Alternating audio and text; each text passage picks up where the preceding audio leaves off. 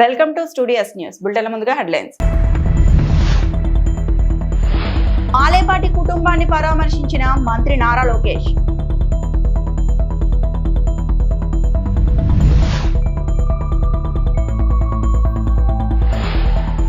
రెండేళ్లలో కీలక ప్రాజెక్టులు పూర్తి చేయడమే లక్ష్యం, మంత్రి నిమ్మల.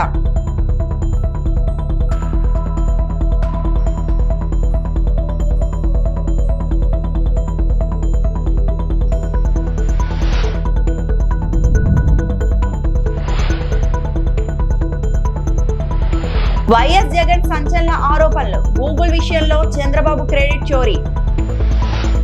ఇటీవల మృతి చెందిన టీడీపీ సీనియర్ నాయకుడు AP agro industries development corporation chairman Malepati Subba Naidu కుటుంబాన్ని మంత్రి నారా లోకేష్ పరామర్శించారు. ఆయన చిత్రపటానికి పూలమాలలు వేసి నివాళులర్పించారు. పార్టీ అండగా ఉంటుందని భరోసా ఇచ్చారు. అంతకుముందు నెల్లూరు జిల్లా కావలి చేరుకున్న లోకేష్ కు ఎమ్మెల్యే వెంకటకృష్ణారెడ్డి, పార్టీ నాయకులు ఘన స్వాగతం పలికారు. ముసునూరు టోల్ ప్లాజా నుంచి దగదత్తి వరకు ర్యాలీగా వెళ్లారు. మాలేపాటి కుటుంబాన్ని పరామర్శించిన అనంతరం లోకేష్ మాట్లాడారు.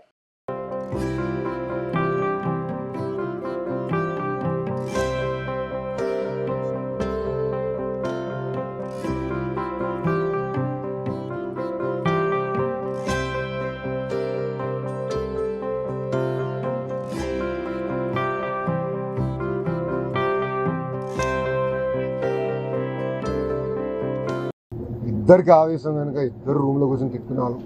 కానీ ఎప్పుడూ జై తెలుగుదేశం అనే ఒకే ఒక పదంతో ముందరికి మొన్న క్యాబినెట్ మీటింగ్ పూర్తయింది. అప్పుడే మా మంగళగిరి నియోజకవర్గంలో ఫోన్ చేసి ఇట్లా సుబ్బానాయుడు అన్నకి బ్రెయిన్ స్ట్రోక్ వచ్చింది, ఇట్లా ఆసుపత్రిలో చేర్చామని చెప్పిన వెంటనే నేను పరిగెత్తుకుంటూ వెళ్ళి కుటుంబాన్ని కలిశాను. అంతేకాకుండా డాక్టర్లు కూడా చెప్పాం, బెస్ట్ ట్రీట్మెంట్ ఎక్కడుందో తీసుకొద్దాం, సుబ్బానాయుడు గారిని మనం కాపాడుకోవాలని కూడా చెప్పడం జరిగింది. కానీ చాలా బాధాకరమైన విషయం ఏంటంటే ఆయన మనం ఈరోజు కోల్పోయాం. అంతేకాకుండా అది చూసి భానుని కూడా తెలుగుదేశం పార్టీ కోల్పోతాం చాలా చాలా బాధాకరం. వాస్తవంగా చెప్పాలంటే మన నియోజకవర్గంలో ఒక బలమైన నాయకుడిని, రాష్ట్రంలో కూడా బలమైన నాయకుడిని ఈరోజు తెలుగుదేశం పార్టీ కోల్పోతాం జరిగింది. ఒక మండల పార్టీ అధ్యక్షుడిగా, పార్టీ ఉపాధ్యక్షుడిగా, ఏకంగా ఈరోజు ఒక కార్పొరేషన్ చైర్మన్గా సుబ్బానాయుడు గారు పార్టీకి, ప్రజలకి అనేక సేవలు అందించారు.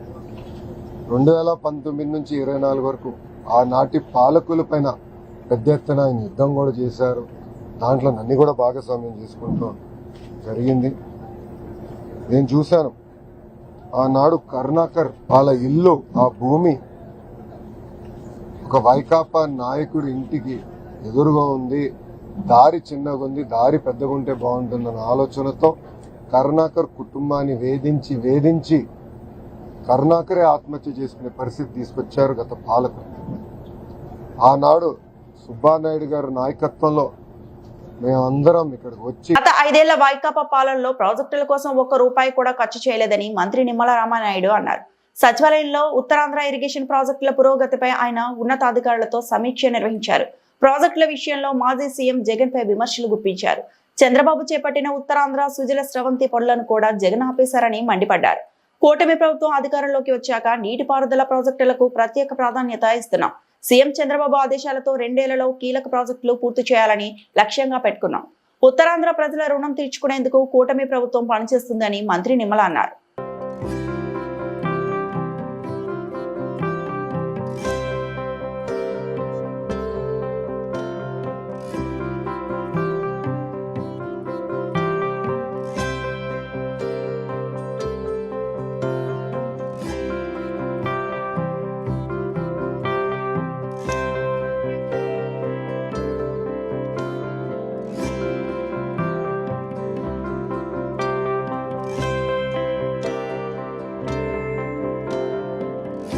గూడెం నడుబొడ్డున విద్యుత్ దీపం ప్రకాశించింది. స్వాతంత్ర్యం తర్వాత అల్లూరి జిల్లా అనంతగిరి మండలం గూడెం గ్రామంలో తొలిసారి విద్యుత్ వెలుగులు. ఉప ముఖ్యమంత్రి పవన్ కళ్యాణ్ ప్రత్యేక శ్రద్ధతో 17 గిరిజన కుటుంబాల జీవితాల్లో కొత్త వెలుగులు ప్రసరించాయి. గిరిశిఖర గ్రామం కంటే 9.6 కిలోమీటర్ల ఎత్తులో 217 విద్యుత్ స్తంభాలు 17 కుటుంబాలతో ఉన్నాయి. సౌర పవన విద్యుత్ ద్వారా హైబ్రిడ్ మోడల్లో విద్యుత్ సరఫరా, ప్రతి ఇంటికి 5 బల్బులు, ఒక ఫ్యాన్ సెటప్ ఉన్నాయి. గ్రామస్తులు ఆనందంతో తమ కృతజ్ఞతలు తెలిపారు.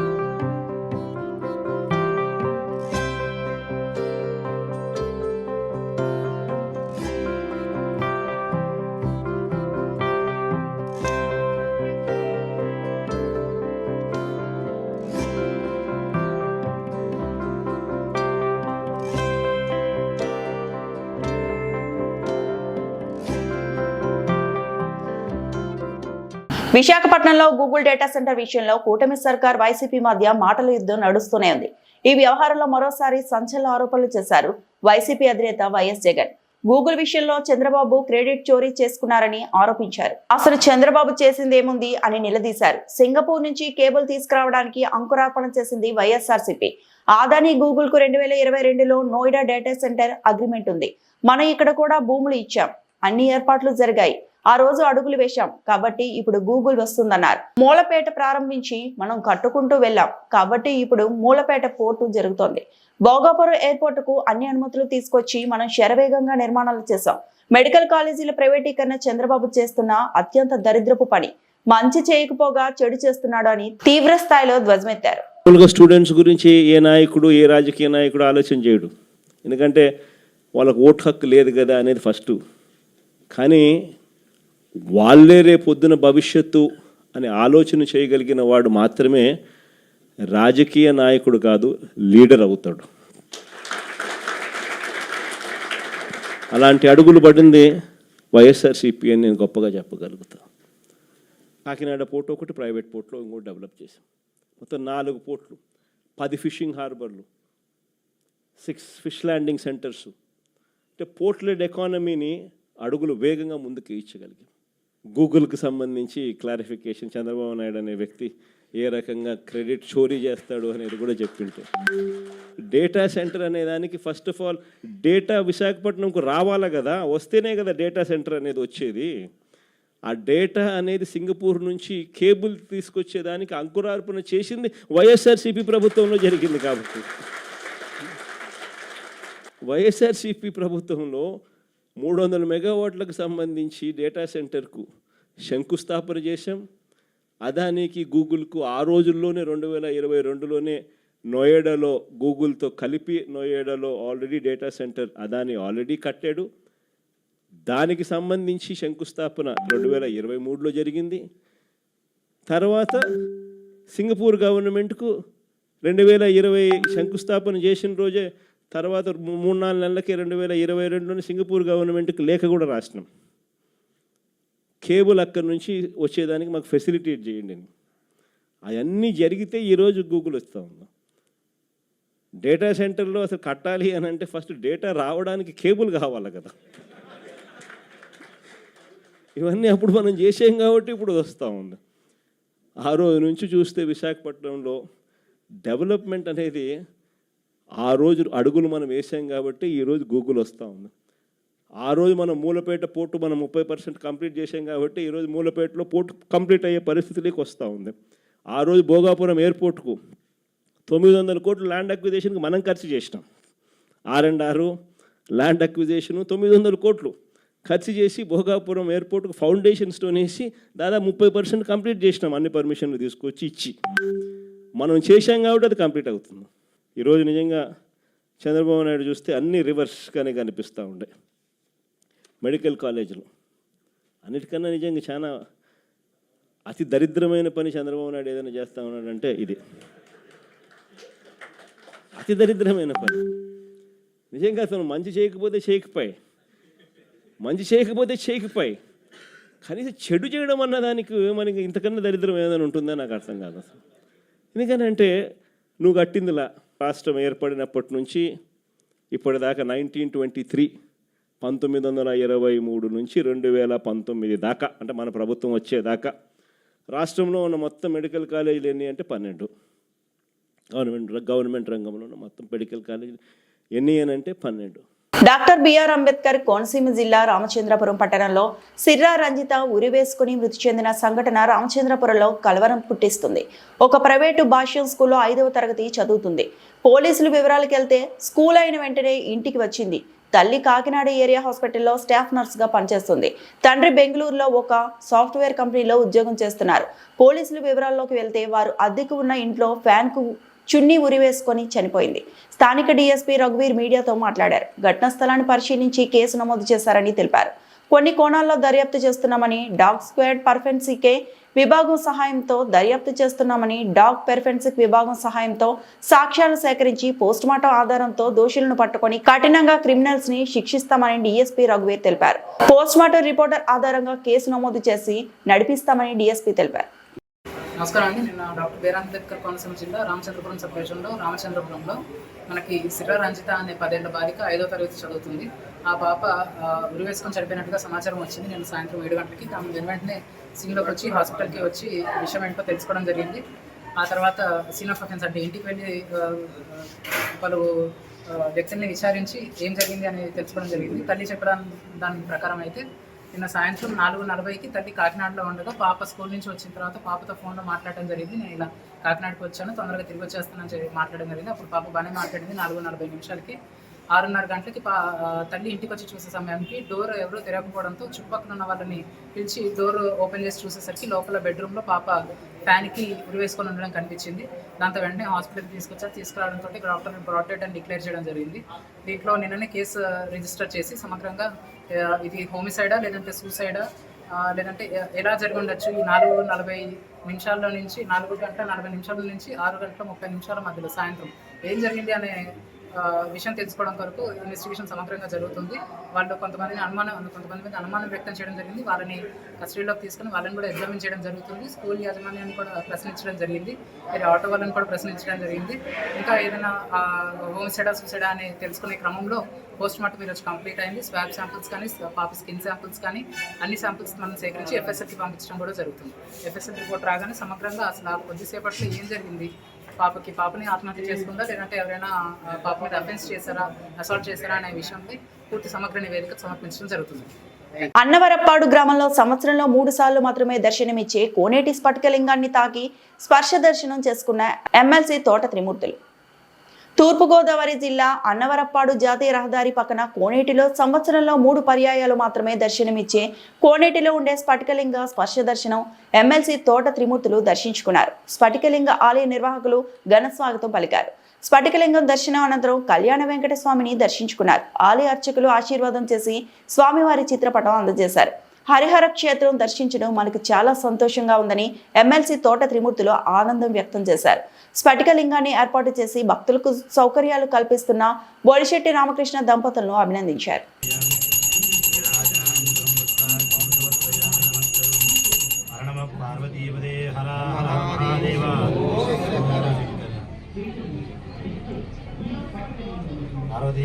హర హర మహాదేవ.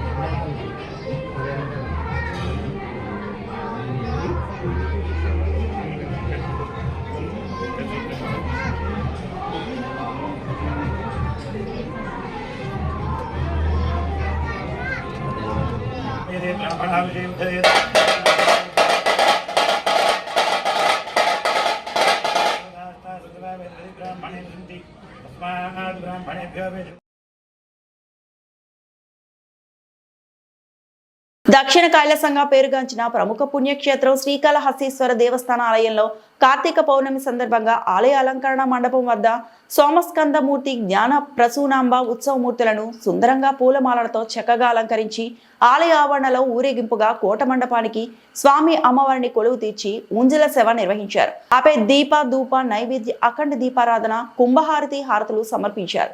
ఈ కార్యక్రమంలో ఆలయ ఈవో బాపిరెడ్డి దంపతులు, ఆలయ చైర్మన్ కొట్టేసాయి ప్రసాద్ మరియు భక్తులు పాల్గొన్నారు.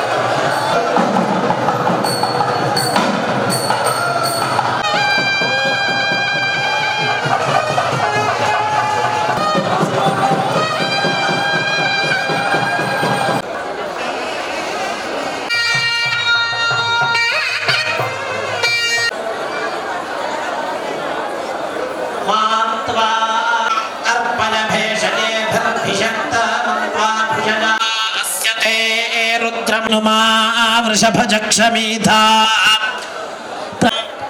అర్హన్ నిదందాయసే విశ్వమ కుమారశ్చిత్ పితరం మందమానం ప్రదీనా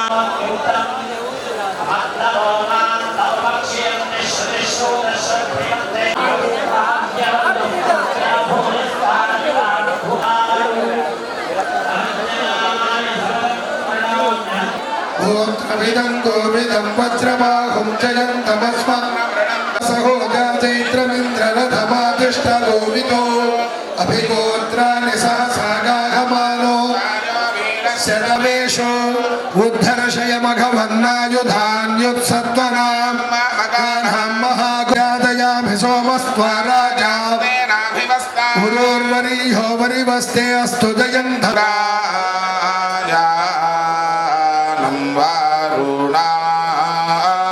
ओम सामवेदमवधारया ओम नग्न आयाहि वीतले ग्रेणानो हं यदा तले निहोता सत्सी बर्हिषा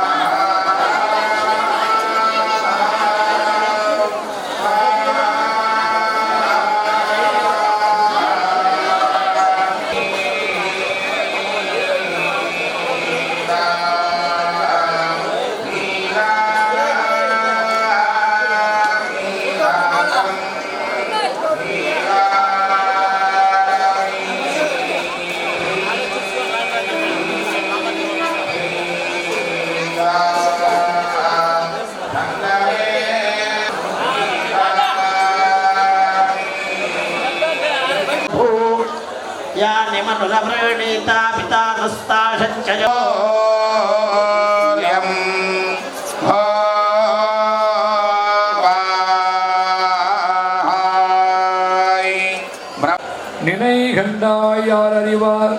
ప్రకాశం జిల్లా కంబం మండలంలో ప్రభుత్వ నిబంధనలను తుంగలో తొక్కుతూ పాఠశాల విద్యార్థులు అందరూ సమానమేనన్న సద్భావనకు సున్నం రాసి యూనిఫామ్ అంటే ఏకరూపం కాదు బహుళ రూపం అన్నట్లుగా చూస్తున్నారు. కంబం మండలంలో ఓ ఎయిడెడ్ పాఠశాల యాజమాన్యం బుధవారం స్థానిక రంగరాజు ఎయిడెడ్ పాఠశాలను ఎంఈఓ అబ్దుల్ సత్తార్ ఆకస్మికంగా తనిఖీ చేశారు. ఈ సందర్భంగా ఒకే తరగతి గదిలో విద్యార్థులు వేర్వేరు యూనిఫామ్ ధరించి కనిపించగా ఎంఈఓ ఒకంత ఆశ్చర్యానికి లోనయ్యారు. విషయంపై ఆరా తీయగా ఒకే పాఠశాలలో ఎయిడెడ్ అన్ఎయిడెడ్ విద్యార్థులు ఉన్నట్లు గుర్తించారు. ఒకే డ్రెస్ కోడ్ పాఠశాలలో 2 రకాల విద్యార్థులు ఒకే తరగతి గదిలో ఉంచి ద్వంద్వ విధానాలను అమలు చేయడంపై ఎంఈఓ అసహనం వ్యక్తం చేశారు. అనంతరం డొక్కా సీతమ్మ మధ్యాహ్న బడి భోజనాలను పరిశీలించి విద్యార్థులతో కలిసి సహపంక్తి భోజనం చేశారు. ఈ సందర్భంగా మధ్యాహ్నం బడి భోజనాలను సైతం ప్రైవేటు విద్యార్థులకు అందిస్తున్నట్లు గుర్తించారు. తదుపరి సందర్శనలో సమగ్ర విచారణ చేపట్టి చర్యలు తీసుకుంటామని ఎంఈఓ తెలిపారు.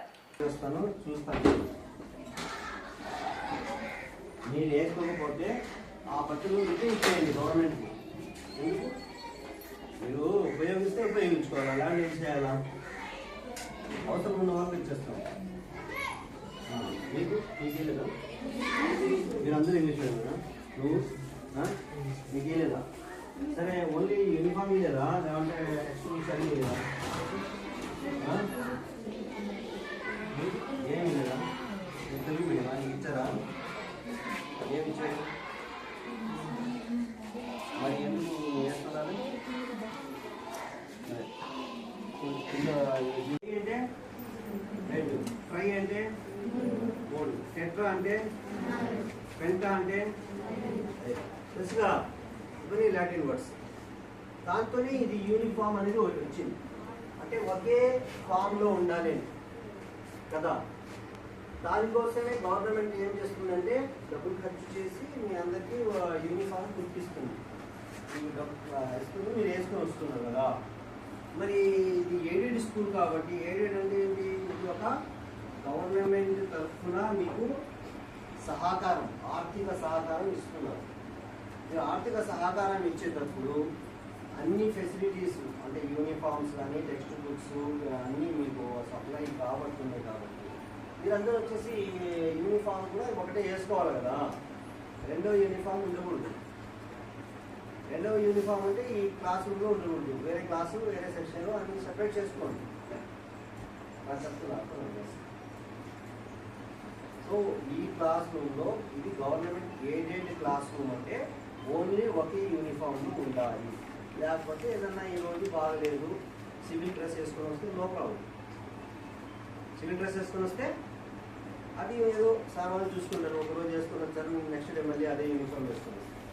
కానీ ఇట్లా వెల్ యూనిఫామ్ అనేది it's not the concept of uniform అనేది అర్థమైంది అనుకు. Okay, please follow. చెప్తారా ఏమన్నా చెప్పగలరా? What the meaning of uniform చెప్పుకోండి. చెప్పు. అందరూ ఓకే, మీ అందరూ సమానము. ఓకే, ఇంకా ఏమన్నా చెప్పేవాళ్ళు?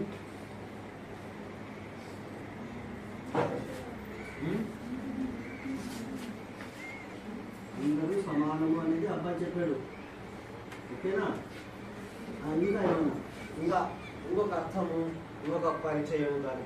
ఈ వార్తలు ఇంతటితో సమాప్తం.